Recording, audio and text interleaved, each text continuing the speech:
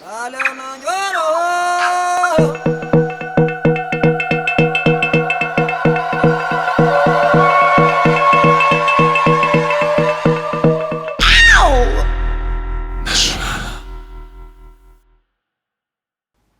know, in Africa, they don't have a word for rhythm. Yeah. They don't have a word for scale.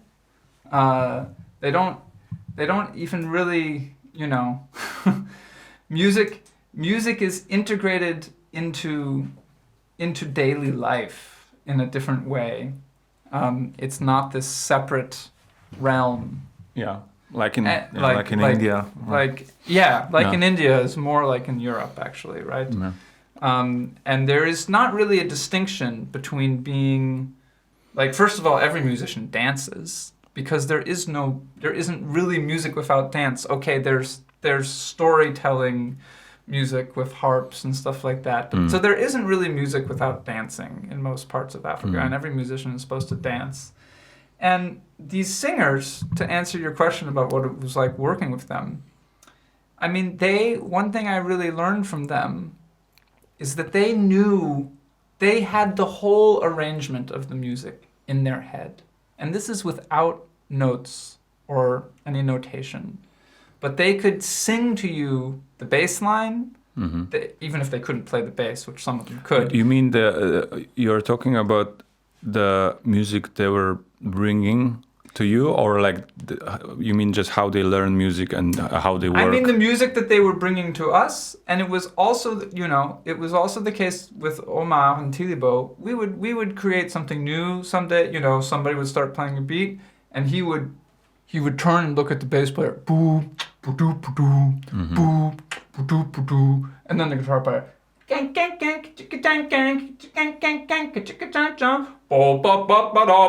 right? And they would sort of they could spontaneously create all this music like that. Okay. And they could also hold all of the arrangement, sort of a whole picture of how it should, what a recorded version of the song in their head. They did not have to try writing it down or try playing it to see if it would sound good or not. Okay. They already knew ahead of time. And this, again, this is from a culture that doesn't have a way of writing things down. Because they don't have any kind of writing. Like, okay. The musicians from West Africa that I work with, the only writing they ever learned was to write and read Arabic when they were young. What? Arabic? Arabic, yeah. Arabic, okay. For the Quran. They were the ones who had some sort of Islamic education, which many people in West Africa do, learned a little bit of Quranic reading and writing. And they were old guys? Which, like, generation? So the two guys from Senegal, and when I say that, that's actually... Yeah, they did learn to read and write in French and stuff afterwards, right? And they learned some German as well. But again, I think the earliest form of writing they were exposed to was probably Arabic writing. These are the guys. Those two guys I'm specifically talking about are from Senegal. But yeah, I had a similar. That was for all of them, that they had this richness of how they heard the music in their heads. And this tradition that they were born to, how does it treat or talk about music in a spiritual way? Like, do they treat themselves as, like, for example, let's say, are they spiritual as artists or not? Or they are more like folk guys who are just, the tradition is more like we are people who are playing for dance and to make parties and feasts. Yeah, that's a good question because it's really different for each of them actually, and it's different partially. I would say that part of the difference corresponds with how much of the Western notion of being an artist which again is a word that at some point entered their vocabulary, right? That they used. Oui, je suis un artiste. Yeah, they would say Yeah. in French, meaning that they're an individual creator, Okay. right? Yeah. No, as distinct from someone Being just service. doing traditional music, Okay. Yeah. right? This distinction probably did not really exist so much for them. I would guess, right? So with Samba from Senegal, he's very openly devout. He prays 5 times a day, you know? Muslim. Yeah, Muslim. So his music, he will also sing about, look at the woman, look at the way she moves her hips. Isn't that nice? Right? These are lyrics from one of Samba's songs. So being Muslim does not mean that he cannot sing that, right? Yeah. But he's also singing songs in praise of Allah or love and, you know, the world and this and love, you know, things like this. That's him. In Ghana, you know, the guys I worked from Ghana come from much more. It's like there was an encounter in Ghana between American jazz and local music back in the 50s, and this had a big impact on us on the sort of high life jazz scene in Ghana, where they were playing for dancing, and it was connected to these rhythms that had a function in society, right? Where you're circumcised or something, and they play, then you do a dance, you know, Really? of course, yeah. Like when? At what age? 12. Can you imagine getting circumcised at age 12? Then you need some crazy music to help get you through that night, right? So there are all these different coming of age rituals, you know, like instead of a bar mitzvah, right, or whatever, there are all these rituals, and yes, communicating with the ancestors, or singing for your telling the story of your family lineage. This all exists too, but like I said, in Ghana, there's definitely also just like good time party music. Sure. Look at I ask because like often these old musicians, especially vocalists, men and women from some cultural root, like from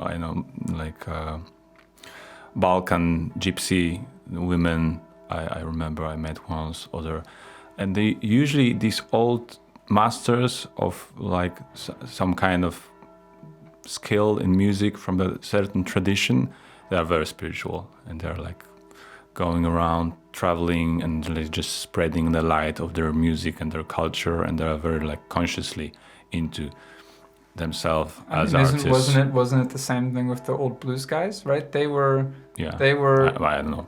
I mean, but a lot of them had sung spiritual songs, right? The old masters from pre-war Delta blues. Sure. They would sing spirituals, and they would sing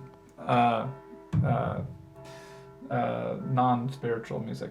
The word is escaping me right now, but secular music, right? Devilish.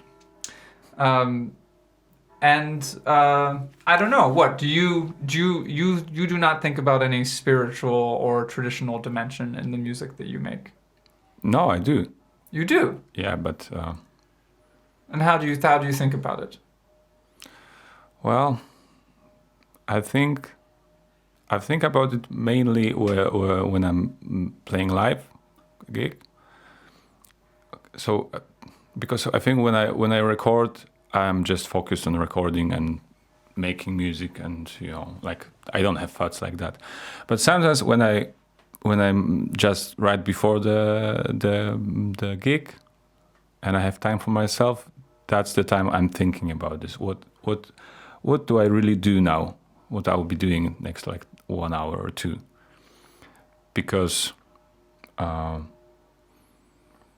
it's for sure it's not just about like playing it well or like playing it better or worse. Like people don't really care about when they are on your gig. I'm on mine. Like when they're waiting for me to play for them, I don't think they're just waiting for me to play well these songs. Yeah, I think what matters is the energy that appears through, and it just changes people's mind or hearts or like mood. That's why we're doing it. So in this way, I think about spirituality in music, but not always, of course. Sometimes I'm just like stressed and scared and unhappy. But going on stage and like being there for 10 minutes is always just, starting some different, different tribe or different, not tribe, but something in your brain. Just like, I'm different. I'm different now speaking with you than I would be playing with you on stage. Yeah, I'm a different personality.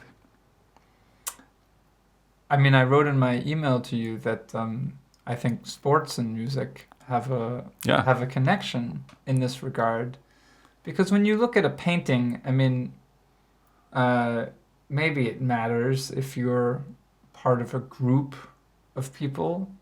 It's like if you were to go into a museum and then the painting were to be revealed new for the first time, and everyone in that room was seeing it all together for this time, then it's like a show, right? But otherwise, a painting is not a fixed moment in time. It's sort of always there.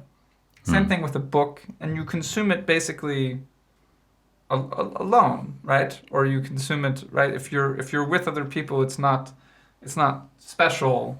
Yeah, this time it's that completely you're in. different.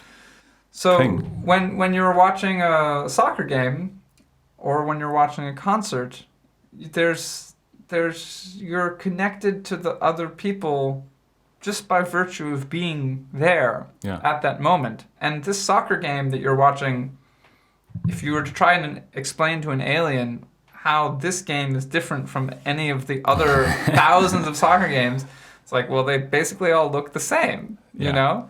And if you were to try to explain to someone who doesn't listen to jazz how this particular jazz concert is different from all the other jazz concerts, it's like Charlie Parker did improvise, but he also played the same stuff a lot, you know? He played the same things over and over again, too. But somehow, each night they're also different. And that moment, again, I think in Africa, music belongs to a certain time and a certain place. So for a wedding, you have a certain kind of music and certain songs that are played. And for a baptism or for a circumcision or whatever, you have something else. In India, the ragas are for certain times of days and for certain times of things, right? And we've lost that a little bit, this connection to function, and we've replaced it with, like, the music is now just, it's not marking a specific event or a specific occasion. It's just marking our togetherness as a sort of tribe, right? And the metal people are one tribe, and the hip-hop people are another tribe, and the guitar music people are a certain tribe. Yeah, especially like the big concerts. Yeah, right. And there's this feeling of coming together. It's just affirming that you belong together in that moment. Is your interest and fascination in African music kind of expression of you missing this part in your life, like that you're not a part of a tribe? I would say 100%. Yeah. Yeah. Okay. Yeah.